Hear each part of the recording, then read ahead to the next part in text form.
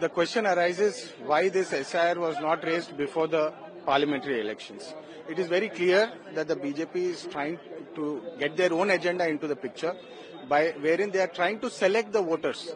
This is nothing but a process where they are trying to exclude non-BJP vote and ensure that only BJP vote comes into the picture. They are excluding the people who don't have, who are working hard and who are going to other states for their lively beings, who are unable to come back in time to even register this process, to undergo this process. In a large country like India, especially Bihar, the processes will take time.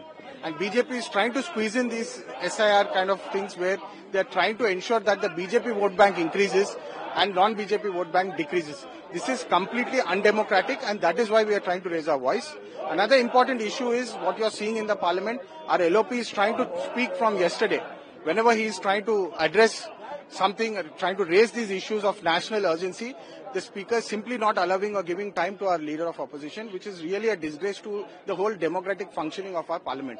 This is why we are trying to protest, and we are trying to ensure that the voice of the common man is heard in the parliament. If that is not being happening, then there is no essence of democracy.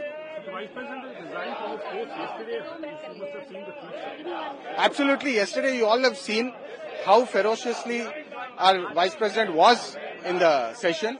But by the time evening came, he cited unhealthy reasons and health reasons, saying that I cannot continue this post. This is purely a bulldozing mechanism of how BJP party works.